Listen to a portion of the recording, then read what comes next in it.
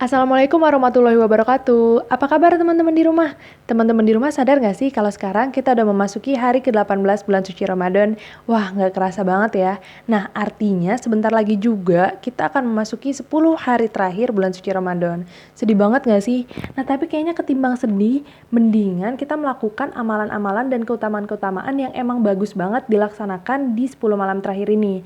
Nah, kami dari kelas 11 MIPA A akan menjelaskan apa aja sih amalan-amalan dan juga keutamaan-keutamaan yang sebaiknya dilaksanakan di 10 malam terakhir bulan Ramadan. Disimak ya. Nah, tapi sebelumnya kalian tahu nggak sih kalau misalnya bulan Ramadan itu dibagi atas 3 fase. Dari hadis Rasulullah Shallallahu Alaihi Wasallam dari Abu Hurairah radhiyallahu anhu menyatakan bahwa 10 hari pertama adalah rahmat, 10 hari kedua adalah maghfirah, dan 10 hari terakhir adalah itkun minan nar atau pembebasan dari api neraka. 10 hari terakhir adalah Itkun Minanar atau pembebasan dari api neraka. Tapi kali ini kita hanya fokus ke 10 hari terakhir aja nih, yaitu Itkun Minanar atau pembebasan dari api neraka. Nah, seperti yang kita tahu, di 10 hari terakhir ini merupakan hari yang sangat spesial. Ditambah lagi, adanya malam Lailatul Qadar atau yang bisa juga disebut sebagai malam 1000 bulan. Gimana nggak spesial? Coba bayangin guys, di malam itu semua amal baik kita dihitung seperti mengerjakan malam selama 1000 bulan. Nah, jika kita hitung, 1000 bulan itu hampir sama dengan 83 tahun. Lalu apakah umur kita sampai 83 tahun? Wallahu a'lam. Lalu ada sebuah kisah menarik di balik turunnya perintah untuk memperbanyak ibadah di 10 hari terakhir bulan suci Ramadan. Diceritakan dalam kitab Mukasyafatul Qulub bahwasanya suatu saat Rasulullah tersenyum, kemudian salah seorang sahabat pun bertanya, "Ya Rasulullah, mengapa engkau tersenyum?" Rasulullah pun bercerita bahwa kelak di hari akhir akan dibangkitkan semua manusia, termasuk semua nabi. Tetapi ada seorang nabi yang tidak dibangkitkan bersama dengan umatnya. Siapakah dia, wahai Rasulullah? Tanya seorang sahabat. Dia adalah Nabi Samun al-Ghazi alaihi salam. Jawab Rasulullah. Lalu siapakah Nabi Samun al-Ghazi alaihi salam tersebut? Dia adalah seorang nabi dari Bani Israel yang diutus di tanah Romawi. Dia diberi mukjizat oleh Allah berupa fisik yang sangat kuat. Dia dapat menggunakan besi menghancurkan istana. Singkat cerita, Nabi Samun al-Ghazi ini terpedaya. Dia pun kemudian bertobat dan bersumpah akan berdakwah melawan kebatilan dan kekufuran selama 1000 bulan lamanya.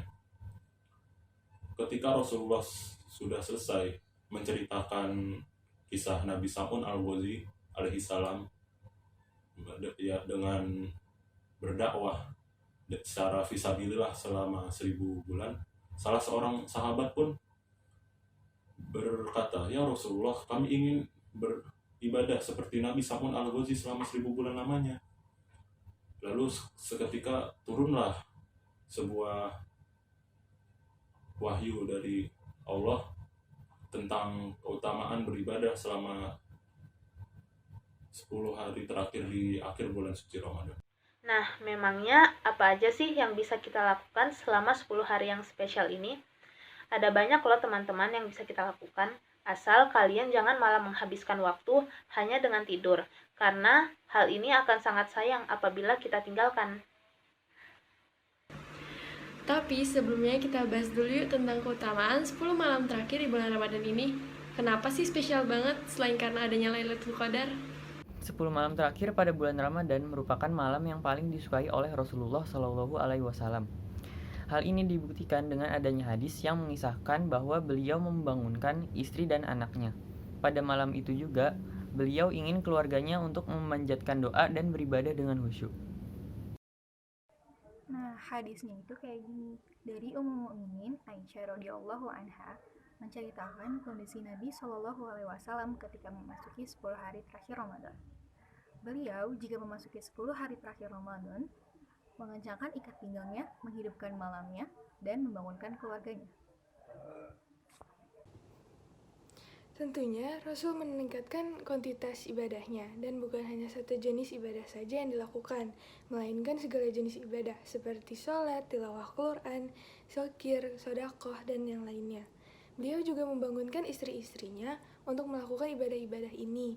Bahkan beliau mengasingkan diri dari aktivitas duniawi untuk fokus beribadah agar mendapatkan ridho Allah Subhanahu wa Ta'ala. Nah, kalian pasti bertanya kan, kenapa Rasulullah suka banget sama 10 hari terakhir ini? Jadi, 10 hari terakhir ini adalah penutupan pada bulan Ramadan, di mana segala amal perbuatan itu tergantung pada penutupannya. Maka, hendaknya setiap manusia menutup segala perbuatannya dengan amal yang baik pula. Di hadis Rasul yang diriwayatkan oleh Sayyidah Aisyah radhiyallahu anha, Rasulullah shallallahu alaihi wasallam sampai berdoa, Allahumma innaka afu tuhibbu afwa fa'fu anni, yang artinya adalah, ya Allah, sesungguhnya Engkau adalah Maha Pengampun dan Maha Mulia, suka mengampuni kesalahan orang, maka ampunilah kesalahanku.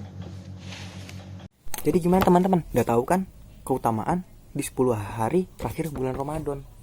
Kalau udah tahu keutamaannya, yang harus kita lakukan apa sih?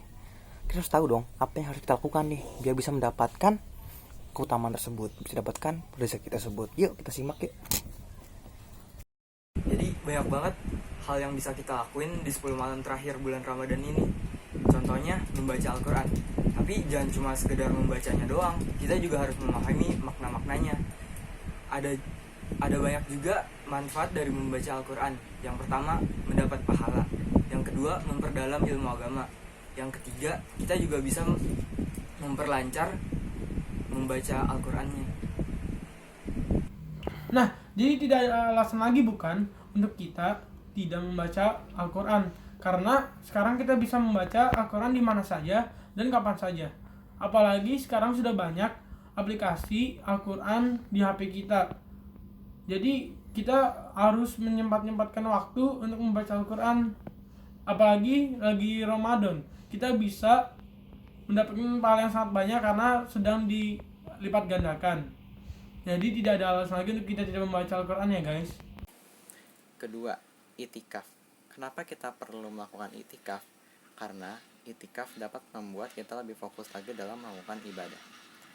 Itikaf dapat dilakukan dengan fokus dan berserah diri kepada Allah Subhanahu wa Ta'ala dan meninggalkan segala urusan dunia. Kalau misalnya ada masalah pandemi seperti sekarang dan kita dianjurkan untuk di rumah, bagaimana? Tidak usah khawatir, walaupun arti dari itikaf itu adalah berdiam diri di masjid, tapi esensinya adalah untuk kita fokus dan berserah diri kepada Allah. Jadi kita bisa saja mengubah suasana rumah kita agar lebih dapat kita fokus dan khusyuk dalam ibadah. Bagaimana caranya? Mungkin kita bisa mengajak saudara kita, keluarga kita untuk bangun, kita melakukan tahajud bersama, tilawah Al-Quran bersama, atau mendengarkan kajian bersama. Jadi masalah ini bukan menjadi alasan untuk kita mengurangi ibadah kita, tapi untuk lebih meningkatkan ibadah kita. Selain sholat wajib, kita juga bisa menambah sholat sunnah. Apalagi di bulan suci ini, amalan sunnah dihitung amalan wajib. Dan banyak sekali sholat sunnah yang dapat kita lakukan. Seperti sholat duha, qobliyah, badiah, dan lain-lain.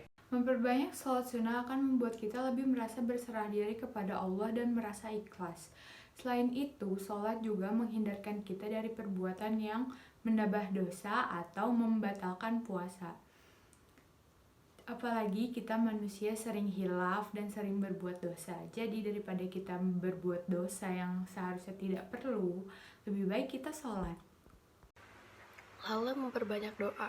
Memperbanyak doa yang baik kepada Yang Maha Kuasa yang dilakukan setelah sholat ataupun kapan saja. Karena doa yang sering dipanjatkan maka akan mudah didengar dan gampang dikabulkan. Hal ini sesuai dengan hadis Rasulullah, yaitu ada 3 golongan orang yang doanya tidak ditolak. 1. Orang yang berpuasa hingga berbuka. 2. Imam yang adil. Dan yang ketiga, doa orang yang dizolimi. Hadis riwayat Tirmizi. Kita juga bisa memperbanyak zikir di saat lapar. Pasti pikiran kita kosong. Atau memikirkan menu buka puasa. Nah, jangan habiskan waktu kamu untuk kegiatan yang sia-sia. Jadi, kamu bisa berzikir untuk mengingat Allah Subhanahu wa Ta'ala. Oke teman-teman, jadi hal-hal yang tadi dapat kita kerjakan selama bulan suci Ramadan, terlebih 10 hari terakhir di bulan suci Ramadan, yaitu hari dimana kita terbebasnya dari api neraka. Sebenarnya hal-hal tadi itu tidak sulit untuk dikerjakan, apalagi kalau kita sadar bahwa itu adalah kewajiban dari setiap umat muslim. Jadi gak ada lagi tuh alasan untuk bermalas-malasan dan mengabaikan kewajiban. Ya walaupun kita tahu karena adanya pandemi ini, suasana kemeriahan bulan suci Ramadan tahun ini sangat berbeda dengan tahun-tahun sebelumnya.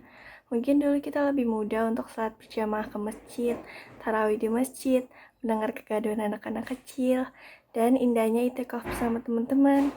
Tapi kita harus tetap bertawakal kepada Allah Subhanahu wa Ta'ala. Bagaimanapun juga, kita harus tetap mempertahankan dan meningkatkan keimanan serta ketakwaan kita dengan cara beribadah dan menjauhi segala larangannya. Sekian dari kami, mohon maaf apabila ada kesalahan. Wabillahi taufiq wal hidayah. Wassalamualaikum warahmatullahi wabarakatuh.